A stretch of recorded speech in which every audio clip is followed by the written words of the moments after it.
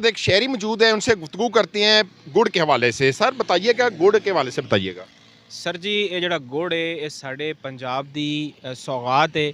ਇਸ ਗੁੜ ਨੂੰ ਸਾਰਾ ਸਾਲ ਜਿਹੜਾ ਹੈ ਉਹ ਪਸੰਦ ਕੀਤਾ ਜਾਂਦਾ ਹੈ। ਇਸ ਗੁੜ ਦੇ ਬੜੇ ਜ਼ਬਰਦਸਤ ਮਿੱਠੇ ਚਾਵਲ ਬਣਦੇ ਨੇ, ਇਹਦੀ ਚਾਹ ਬੜੀ ਜ਼ਬਰਦਸਤ ਬਣਦੀ ਹੈ। ਤੇ ਇਹ ਗੁੜ ਨਾ ਸਿਰਫ ਸਾਡੇ ਪੰਜਾਬ ਦੇ ਵਿੱਚ ਬਲਕਿ ਜਿਹੜੇ ਬਾਹਰ ਵਸਣ ਵਾਲੇ ਸਾਡੇ ਸ਼ਹਿਰੀ ਨੇ, ਜਿਹੜੇ ਸਾਡੇ ਪ੍ਰਦੇਸ਼ ਭਾਈ ਨੇ, ਉਹਨੂੰ ਬਹੁਤ ਪਸੰਦ ਕਰਦੇ ਨੇ ਤੇ ਬਹੁਤ ਮਿਕਦਾਰ ਦੇ ਵਿੱਚ, ਨਾ ਸਿਰਫ ਪਾਕਿਸਤਾਨ ਦੇ ਵਿੱਚ ਬਲਕਿ ਬਾਹਰ ਦੇ ਮਮਾਲਿਕ ਦੇ ਵਿੱਚ ਵੀ ਇਹਦੀ ਖਾਸੀ ਡਿਮਾਂਡ ਹੈ। ਤੇ ਇਹ ਗੁੜ ਜਿਹੜਾ ਹੈ ਇਹ ਅੱਲਾਹ ਪਾਕ ਦੀ ਐਸੀ ਕੁਦਰਤ ਹੈ ਕਿ ਇਸ ਗੁੜ ਦੇ ਬੇਤਹਾਸ਼ਾ फ़ायदे ਨੇ, ਇਹ ਤਾਂ ਕੋਈ ਨੁਕਸਾਨ ਨਹੀਂ ਹੈ ਤੇ जितने भी लोग ने वो इस तो भरपूर फ़ायदा उठाते हैं। अच्छा, गुड़ के कोई नुकसानात भी हैं या फिर फ़ायदे ही फ़ायदे हैं? सर जी अल्लाह पाक दी ये नेमत है, ये कोई नुकसान नहीं है।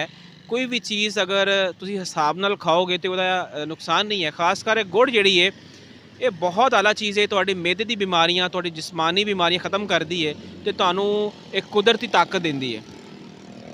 जी बिल्कुल, ये थे शहरी, उनका कहना है कि पंजाब की सौगात गुड़ एक नेमत है। नाजरीन, ऐसी मज़ीद वीडियोज़ देखने के लिए देखते रहे MS उर्दू।